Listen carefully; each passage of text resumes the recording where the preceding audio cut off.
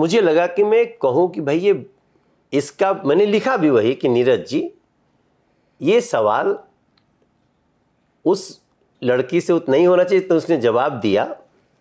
और इसका ब्लूप्रिंट का अगर देखना है तो हमें हमारे मैनिफेस्टो में मोनोफेस्टो क्या होता है?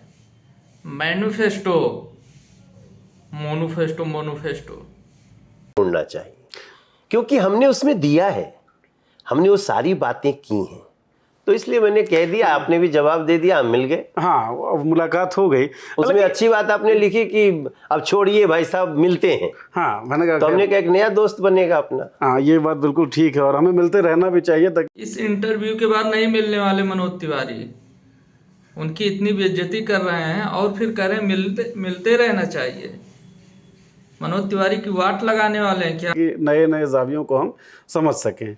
एक चीज़ सर मुझे ये लगता है कि जब भी कोई विधानसभा उम्मीदवारी के तौर पर खड़ा होता है या संसदीय उम्मीदवारी के तौर पे खड़ा होता है, एक पूरे क्षेत्र का प्रतिनिधित्व करना होता है उसको। ये बात तय है, मैनिफेस्टोज आते हैं, शपथ पत्र होते हैं, तमाम गठबंधनों के होते हैं, तमाम पार्टियों के होते हैं।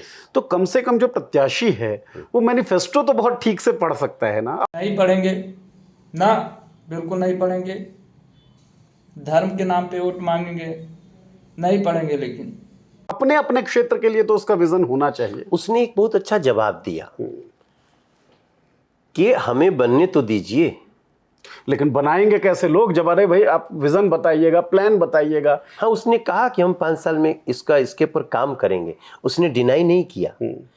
आपने कहा पलायन का मुद्दा जो था उसको भी, जबकि एक विधायक के बस का नहीं है ये पलायन का इशू, प्रदेश का सीएम और देश का पीएम दोनों जब एक, सीएम भी तुम्हारा, पीएम भी तुम्हारा, अबे चाहते क्या हो भाई मेरे?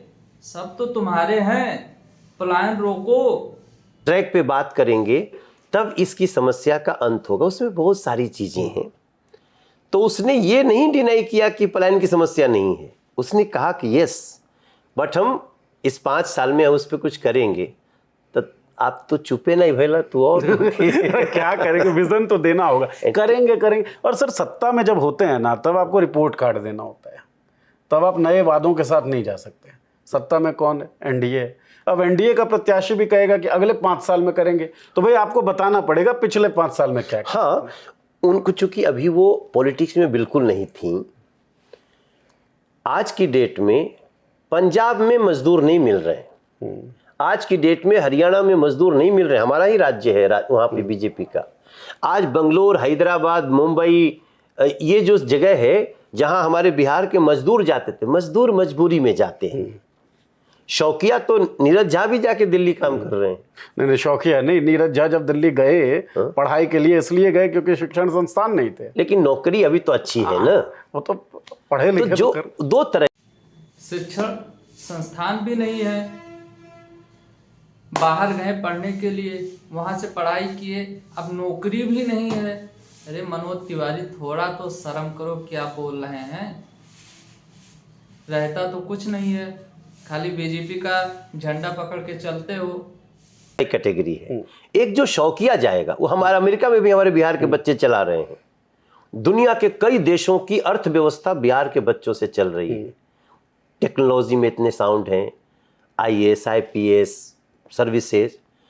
तो वो तो प्राउड हैं कि आई हैव अचीव्ड, मैंने लक्ष्य भेदा है।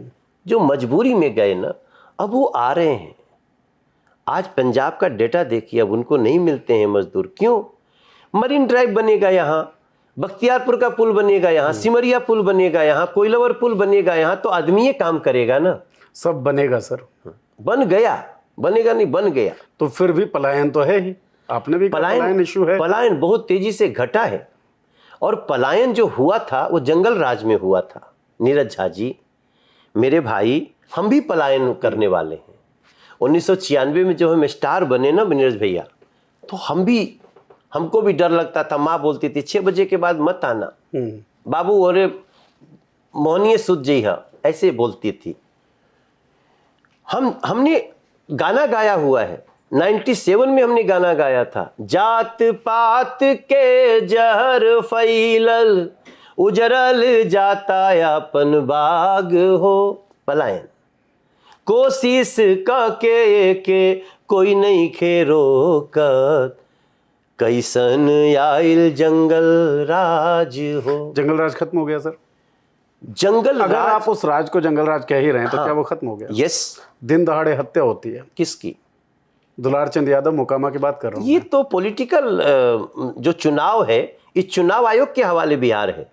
इस समय बिहार हमारे पास नहीं है। सर आपके प्रत्याशी पे आरोप लगता है, प्रत्याशी गिरफ्तार हैं, और फिर आपके गठबंधन सहयोगी के जो सबसे बड़े नेताओं में से एक है ललन सिंह, वो कहता है बहुत एक ही एक दुखद व्यक्ति को। घटना है, वो बहुत ही दुखद घटना है, बहुत दुर्भाग्यपूर्ण है, और उसमें कानून अपना काम कर रहा है। उस पर तो मैं ज़्यादा नहीं बोलूँगा, क्योंकि क्या बोलूँ। आप देखिए, ये एनडीए की सरकार का स्वरूप यही है कि अगर कहीं से आया कोई इन्फॉर्मेशन तो कानून काम करेगा, मगर उसकी जांच होगी, जो दोषी होगा वो पक्का। अच्छा सर, देखिए आप सरकार और उसको डिफेंड तो करेंगे, पर्सनल लेवल कुछ पे नहीं मैं आपको एक करना। बात नहीं, नहीं, नहीं, बताऊं। अनंत सिंह खुलेआम टीवी कैमरों मैं के उस सामने पर ज़्यादा नहीं बात करना।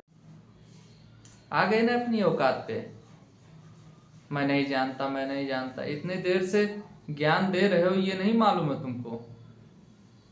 सिर्फ दिल्ली में बैठ के आराम से शासन करो, देश जाए भाड़ में। लेकिन ललन सिंह बोलते हैं कि उसको छोड़ दो, वो अब हम लोग बिहार की बात करते हैं। हाँ, बिहार की, क्योंकि क्राइम की बात हो रही थी। अगर हम डाटा कंपेयर करते हैं 2015 से 2024 के बीच का, तो जो टोटल अपराध है बिहार में, उसमें 86% का इजाफा हुआ है। तो अपराध कहाँ कम हुए हैं? अपराध तो चल रहे हैं, बदस्तूर चल रहे हैं। 87% कम हुआ है। 86% सर एनसीआरबी और एससीआरबी का डाटा है। अरे नहीं नहीं, ये देखो, बिहार इस समय, आप जानते हैं, मेरे कैमूर जिले में 42 फैक्ट्री आई है। सर अभी क्राइम जंगल राज की बात हो रही थी, फैक्ट्रियों पे भी अपन आएंगे अभी। नहीं, हमारे बिहार में आपको एक घटना आपने कोट किया अभी वाली, ये मैंने एक की है, और उसके बाद एनसीआरबी और एससीआरबी का जो डाटा है, उसके आधार पे जो कुल अपराध है 2015 से अगर हम कंपेयर करते हैं 2024 में, तो 86% का इजाफा है। ये कम बड़ी बात तो नहीं है? नहीं सर? नहीं, ये इसको मैं नहीं मानता। अरे भाई, ये ना क्राइम को मानता है, ना देश पे कितना लोन है ये भी नहीं मानता। इसको डाटा भी दो तो ये भी नहीं मानता है, कितना परसेंट क्राइम एनसीआरबी की रिपोर्ट नहीं मानता। अरे महाराज जी, आप मानते क्या हो ये तो बता दो। जो डाटा आया उसको नहीं मानोगे तो किसको मानोगे? बीजेपी का डाटा आएगा उसको मानोगे? बढ़िया डाटा है सर। डेटा दिखाओ, कल लेके आए हो? हाँ हाँ, डाटा है। मॉलिटिक्स वाला डाटा होगा। नहीं, मॉलिटिक्स वाला नहीं, सुनिए, एनसीआरबी कहाँ अच्छा, मॉलिटिक्स ये चला रहा है? ये देखिए, एक बात बताइए, जी।